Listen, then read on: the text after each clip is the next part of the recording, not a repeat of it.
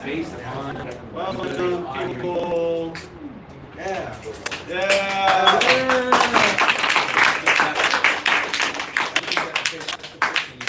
Okay, so you all been here before. We're just gonna talk about what we do here, and so we got something next. We got fundraisers, next open mic.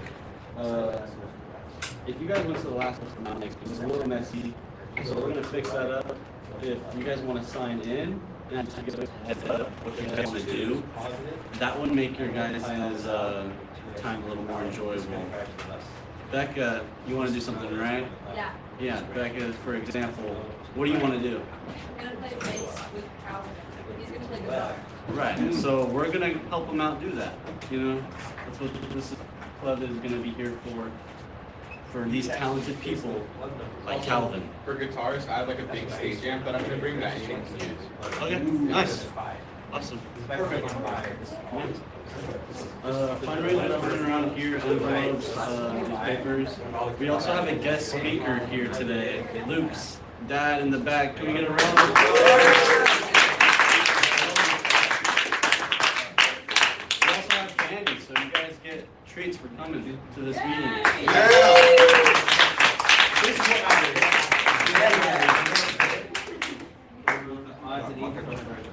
So I like to talk about the fundraiser. It's called Can You Spare a Dollar, right? And essentially, I don't know if you guys can see this sheet, right? All these little lines, they represent $1 that you're gonna ask someone to give you, right? So it might seem a little like well, panhandling, right? And that's because it kind of is, but it's not a presentation, okay? So what you're gonna do is,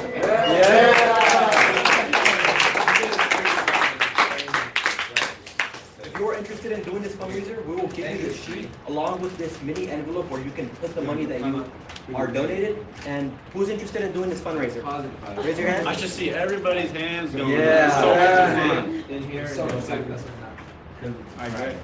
All right. So if you're interested in doing this fundraiser, we'll give the envelope plus the paper, and well, you can ask anyone for this money, right? You can ask people at the school, your family, your friends, just some random person on the sidewalk. You can just ask anyone for this money, right?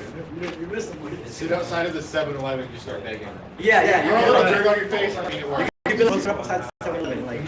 Put a little dirt on your face. Might be a little homeless, but they call you crazy until it works. And we'll go towards shirts that we want to have in the future. So shirts, guitars, keyboards, just everything that we need from this club.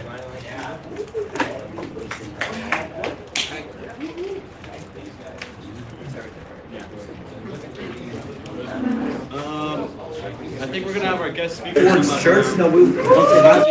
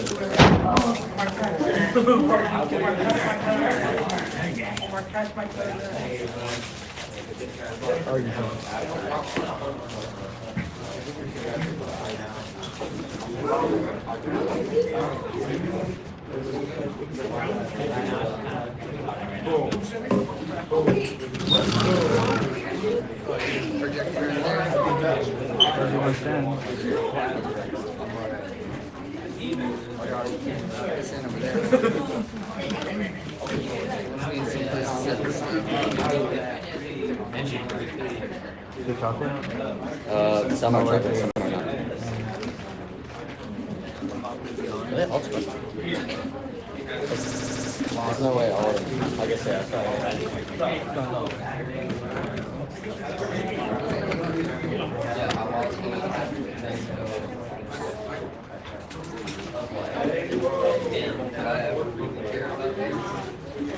Make sure to pass around the sign and sheet, by the way. She's sitting back in front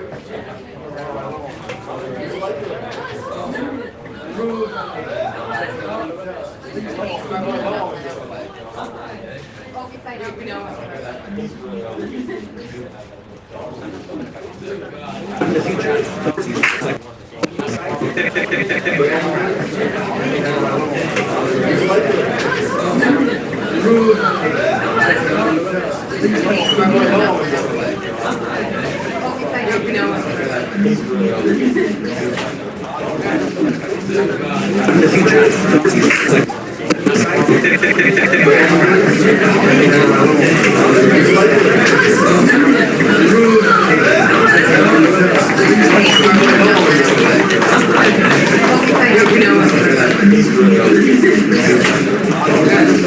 And I'll just start off playing guitar and stuff. It's like in 1983 I was at BHS when I was 16, and I didn't play any instruments. And our school, we got bused over here from like Southwest Bakersfield, and I met a bunch of guys in Quailwood and Park Stockdale and different areas of town that all, they still come to BHS to this day. But I met a friend at school named Stan Quintos, and he lived in Quailwood. And I went to his house after school one day, and he had all these cool guitars. And it turns out that his dad, he was friends with a guy named Roy Nichols, and Roy Nichols played in Merle Haggard's band. So he had all these cool Les Pauls and super cool guitars. I met a friend at school named Stan Quintos, and he lived in Quailwood. Jam right away, and I couldn't do anything. I never played before. So I was like, all right, this is harder than I thought. And so then I told my parents, hey, I want to get my own guitar. I told my dad and stuff, and my mom. I said, hey, I want to try this. So I was 16, and I got my own guitar and started playing a lot. But back then they didn't have YouTube, so we couldn't just go on and learn videos. So we had guitar magazines like this. And so I bought all these different ones. Like this one's it says 1987 on it right here. So I'll pass these out, especially to the guitar players. So what was cool about this, and I didn't take music in school. We didn't have YouTube, so we couldn't just go on and learn videos. So we had guitar magazines like this. And so I bought all these different ones. Like this one's it says 1987 on it right here. So I'll pass these out, especially to the guitar players. So what was cool about this, and I didn't take music in school. We didn't have YouTube, so we couldn't just go on and learn videos. So we had guitar magazines like this. But it's crazy. You look at these guitar solos, you see all these notes right here, and you're like, it's hard to imitate what someone else does in their mind. It's easier when you're improvising when yourself. These guys just played what came natural to them, not just like what someone else did. So it's kind of hard to imitate.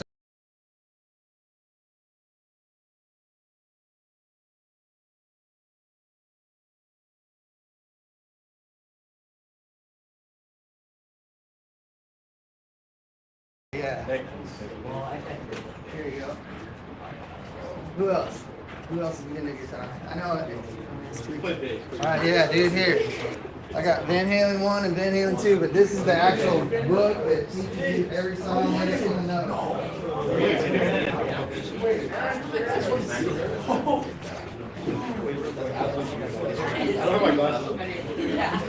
So, I'll tell you guys another fun fact too about Bakersfield. If you've ever heard of Moserite guitars, they're made by my friend Shane, who Luke knows, Shane Southers, but his dad was Simmy Mosley, and in the 60s they started a company called Moserite Guitars, and they ended up making them for the Ventures, which is like this surf band.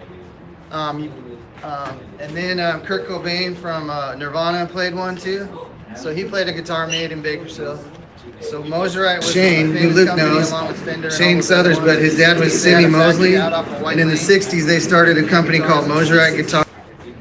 And so Bakersfield was famous for that, but not just the country thing and the Buck Owens and the Merle Haggard. They did all that stuff in Bakersfield too. And there's what's called the Bakersfield Sound, which is a certain kind of country music that Buck Owens would play.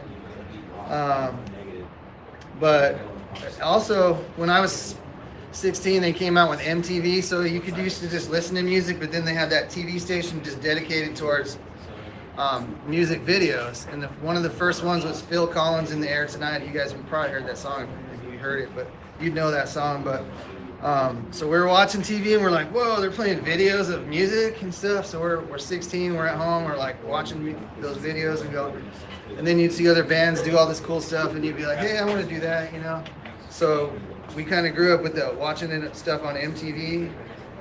And so, and then one of the things, like Van Halen was popular when in the 80s when he came out, actually 1978, but that's kind of what made me want to pick up the guitar, just hearing all that crazy stuff that he did. So that's what got me started on the guitar. But there's also as far as music goes, there's a TED Talk on that where it says, it's just like a 10-minute video on YouTube where it shows what happens when you're playing music and you're looking at the notes and reading it. There's all this stuff going off in your brain, and then the musicians tend to be smarter or do better on tests and have more brain activity and stuff just by from playing music. And you know, music is one thing, you can't see it, but you can feel it, you know. And if you ask someone why they like music, everybody would probably give a different answer, you know. But it stirs something inside, some emotions, or people think of, hey, where was I at that time when I heard that song? Or there's something about your emotional state that music can get you into faster than anything else. And I'm sure you guys already know that because you guys are here today for that. And yeah, I guess and then there's, you know, humans from the beginning, we like to repeat things and have order to things sometimes. And if you hear music and a rhythm pattern that's repeatable, that's why we kind of like it, because we're like imitating things in songs and stuff. And so we knew that it was so good that when Luke was a baby and he's in his mom's belly, they told us to get I got some headphones and I played some Mozart because trying to make him smart, but it didn't work. but so I put it on his mom's belly and played the music for him when he was in there, and just thinking, man, maybe he'll be smart, or maybe he'll be good at music or something. But that's the crazy stuff that you try when you have a baby, you know, someday. But yeah, so Luke turned out all right. But yeah, so another thing, when you guys do the open mic next week, I'm gonna bring in some more equipment and help them set it up earlier, like you said, have it better, more organized. And I have some other cool stuff, some Bluetooth keyboard and different instruments that we can set up. And another cool thing, you guys know who Ed Sheeran is, and those, or you've seen guys use looper pedals, like he was. Yeah, my computer's in Yeah, so I got this program I'm going to show you guys, but he was on the streets of England or whatever, just busking and playing for people randomly, and then he got famous by just doing that. But he actually came out with his own looper pedal. But what's cool about that is you can get a beat going, the drums, guitar, bass, whatever, and then stop and start the parts and kind of play it yourself. It's always good to play with the band and other people too, but if you're just at home and you want to practice or write a song, the loopers are super cool. So I'll show you this one right now. It's on my iPad. It's called Loopy Pro, or Loopy, and this is a part of the screen, but you got these loops basically, or you can set them up different ways and they'll loop the song in a circle. So if you guys just Google or just go on you know, your Play Store or whatever, and you can download it on your iPhone or your Android. It's called Loopy. I think it's only on iOS. I think you got to have an iPad or a iPhone, yeah, or an iPad, whatever. I don't know if they have it. I can't. No, actually, I got this iPad just because it had that. But check this out. So you plug this into an interface, like you plug your guitar into it, and then the interface will go into this with USB, and then out of the interface will go to your speakers, so you can hear this all loud normally. But I'm gonna play it right here. It won't be that loud, but let's see what it does. Okay. So I just put in this drum loop that I copied off a place, and then I'll show you. Then I added a bass part and then some other guitar parts. So it starts off with this, and then I added this later.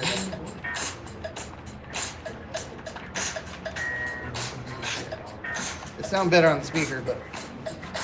And then, so you got that kind of going. And then you add in some guitar maybe, right here.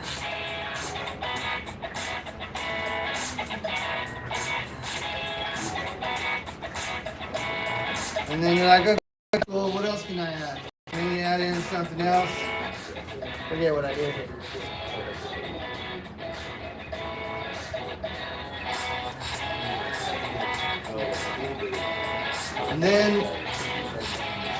And then you can add in, let's see what I did here, I forgot.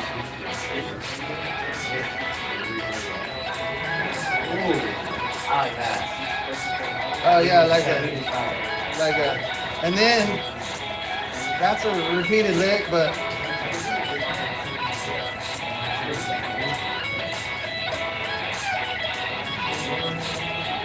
and then you can take them out. Stop the drums. Here's just the bass, man.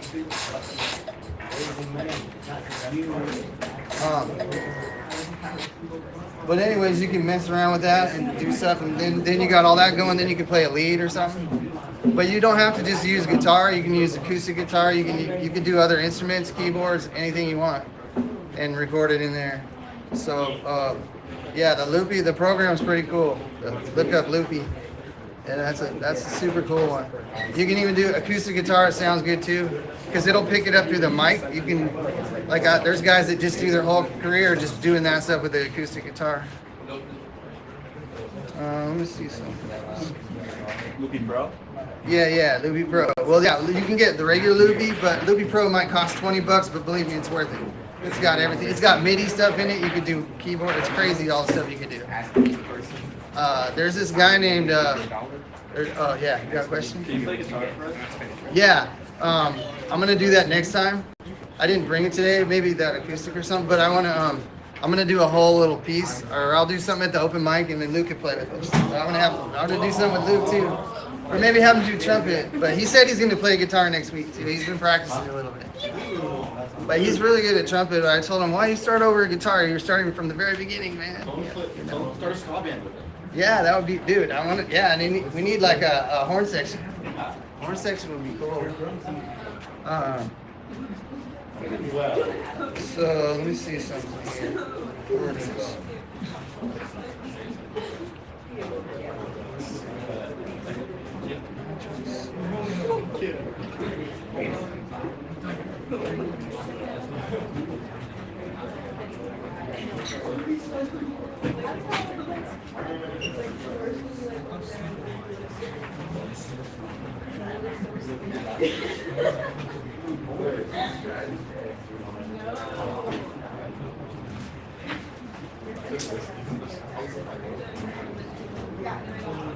Yeah, I was gonna play another one, but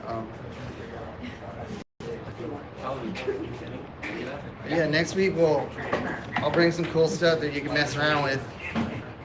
Like Ephraim could start a beat on the keyboard or something, and then you could add some other stuff to it. It'd be cool. Yeah, I think that's basically it for me today.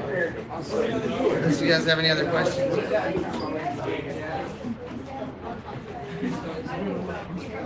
Round of applause for our guest speaker.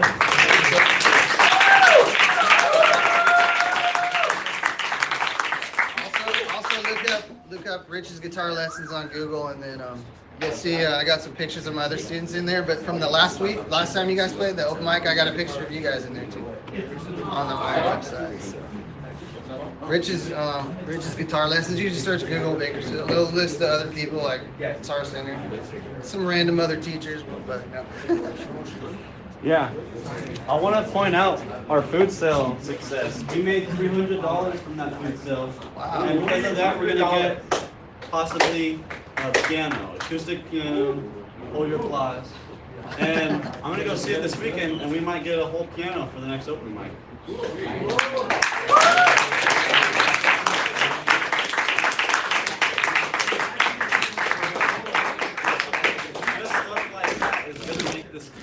What the vision really is. Like, we're gonna get guitars, we're gonna get teachers, like our talented teacher here.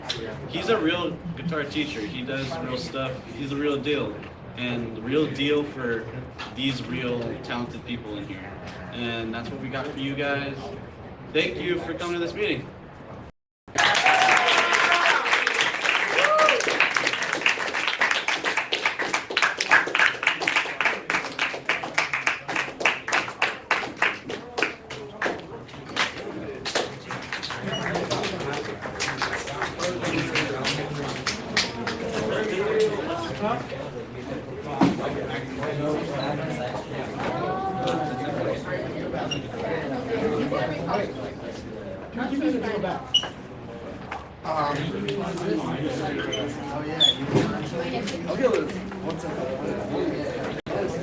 Yeah, you bring it back.